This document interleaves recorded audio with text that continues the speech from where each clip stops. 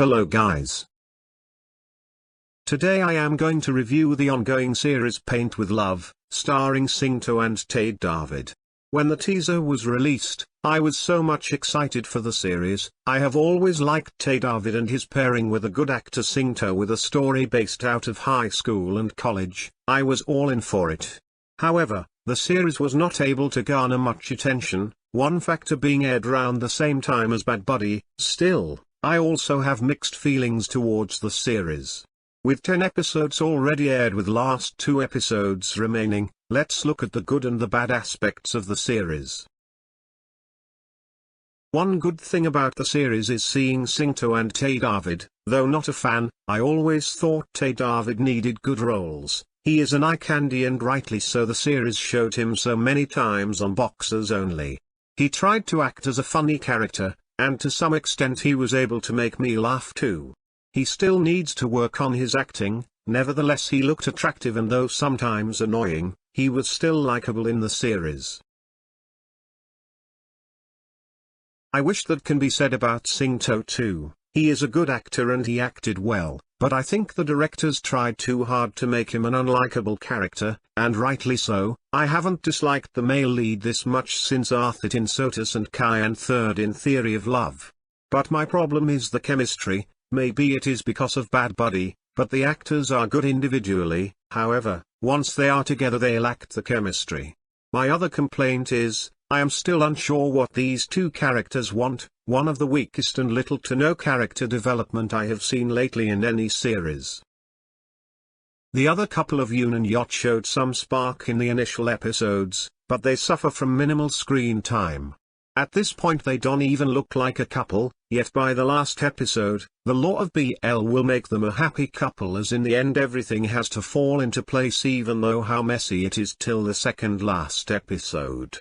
The other casts did their job well. It was nice to see the known faces from TV Thunder like Maimam and Sea Games, especially Sea Games. I think he did a good job in Together With Me and he should get more opportunities.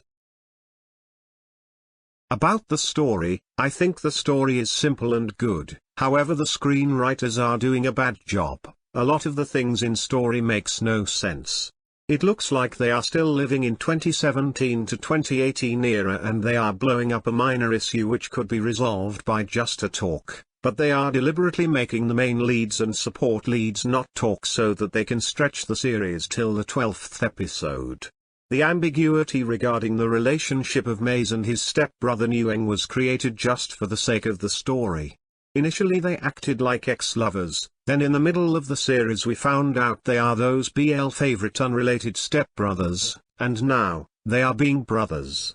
And even Maze's best friend Thun, who loves Nueng, thinks Maze is now hooking up with his stepbrother. I do not want to give much spoilers, still the screenplay doesn't make sense on so many instances. The behavior of Nueng towards Fop on Maze's birthday was unacceptable. Similarly, the accident with Nueng, come on, the jet ski just did that and vanished. With so many cameras around. And even on the story, their even management company had 3 consecutive accidents, so what was the purpose of showing them as perfectionists at the start? They should have shown them as rookies who fail on every job they take. It would have made much sense.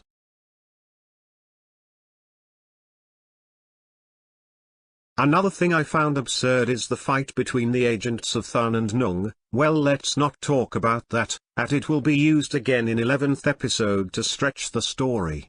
Similarly, the start of the series showed Fop as a person who is unfazed by money, and now, the screenwriters forgot what they showed and now he is ready for more opportunities. The only thing I liked is the portrayal of casual hookup. Yes, like everybody else, irrespective of the orientation, 2 guys also indulge in casual hookup. It is a different thing that they are using casual hookups to further the romance between the leads.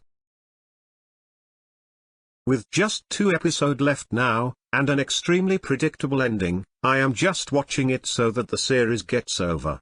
The series had good actors and simple premise, and that works in most of the case, as in BL simplicity always attracts viewers. However, when the problem lies in writing and when simple things are overcomplicated, viewers lose interest.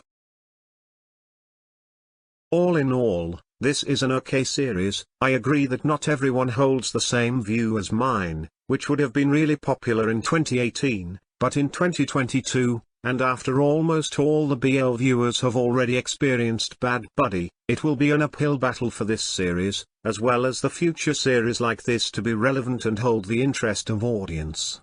I will say, it is a typical TV Thunder series, however, I will hold the rating till the last episode is aired. Cheers.